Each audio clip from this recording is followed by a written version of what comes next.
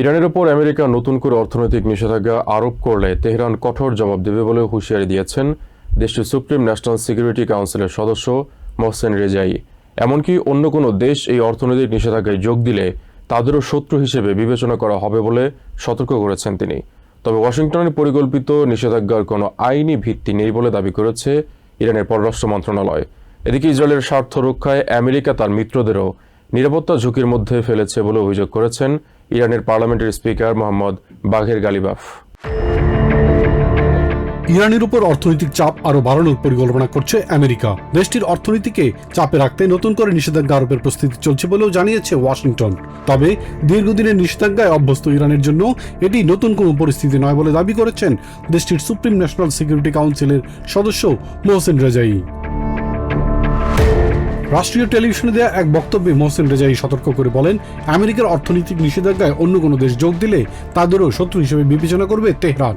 একই সঙ্গে আমেরিকার পরিকল্পনা থেকে দূরে না থাকলে সংশ্লিষ্ট দেশগুলোকে লক্ষ্যবস্তু করা হতে পারে বলেও হুঁশিয়ারি দেন তিনি। ট্রাম্প যদি আরো কঠোর অর্থনৈতিক পদক্ষেপ নেন, ইরানিদের প্রতিক্রিয়া হবে ভূমিকম্পের মতো। প্রথমে আমরা প্রতিবেশী দেশগুলো এবং বিশ্বের অন্যান্য দেশকে বলবো তারা যেন আমেরিকার অর্থনৈতিক যুদ্ধে যোগ না দেয়। কেউ যদি অর্থনৈতিক নিষেধাজ্ঞায় অংশ নেয়, তাদেরও শত্রু হিসেবে বিবেচনা করব। ইরানের উপর যুদ্ধ ও নৌ অবরোধের চাপ থাকলেও তেল বিক্রি অব্যাহত রেখেছে বলেও দাবি করেছেন রেজাই। কয়েক মাস ধরে আমরা নৌ অবরোধের মধ্যে আছি, তবুও তেল বিক্রি চালিয়ে যাচ্ছি। গত 1-2 মাসে আমরা 70 মিলিয়ন ব্যারেল তেল বিক্রি করেছি। আমেরিকার নৌ অবরোধের মধ্যেও প্রতিদিন আমাদের দৈনিক উৎপাদনের সমপরিমাণ তেল বিক্রি হচ্ছে। তবে ওয়াশিংটনের এসব নিষেধাজ্ঞার কোনো আইনি ভিত্তি নেই বলে দাবি করেছে ইরানের পররাষ্ট্র মন্ত্রণালয়। সামাজিক মাধ্যম এক্সে দেয়া এক পোস্টে মন্ত্রণালয়ের মুখপাত্র ইসমাইল বাঘি বলেন, এটি অন্য একটি সার্বভৌম রাষ্ট্রের উপর আমেরিকার এখতিয়ার চাপিয়ে দেওয়ার চেষ্টা।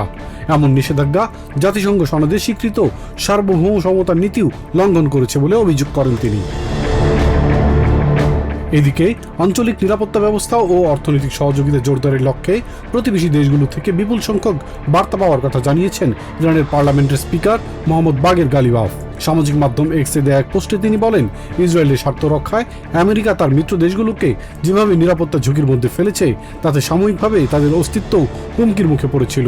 তার মতে দেশগুলোর নিজস্ব ও স্বাধীন আঞ্চলিক ব্যবস্থা গড়ে তোলাই প্রকৃত শান্তি ও নিরাপত্তা নিশ্চিত করতে পারে। এরই মধ্যে ক্রমবর্ধমান অর্থনৈতিক সংকটে তীব্র চাপের মুখে রয়েছেন ইরানের সাধারণ মানুষ। সরকারি তথ্য অনুযায়ী দেশটিতে বার্ষিক মুদ্রাস্ফীতি 66% পৌঁছেছে। অর্থনীতিবিদরা সতর্ক করে বলছেন, দেশটি এখন অর্থনৈতিক দুর্দশার সময়ের মধ্য দিয়ে যাচ্ছে। এতে বহু পরিবারকে নিত্য প্রয়োজনীয় পণ্য কেনার ক্ষেত্রেও কঠিন সিদ্ধান্ত নিতে হচ্ছে। নিত্য প্রয়োজনীয় পণ্যের অস্বাভাবিক মূল্য বৃদ্ধিতে হতাশা প্রকাশ করেছেন স্থানীয় বাসিন্দারাও। درآمدشی داریم با این شرایط زندگی با این گرانی‌های افزار گسیخته که الان هست. Ilias Kamal, TVN 24 news desk. New York থেকে সম্প্রচারিত টিভিএন 24 টেলিভিশন বিশ্বজুড়ে বাঙালির কণ্ঠস্বর।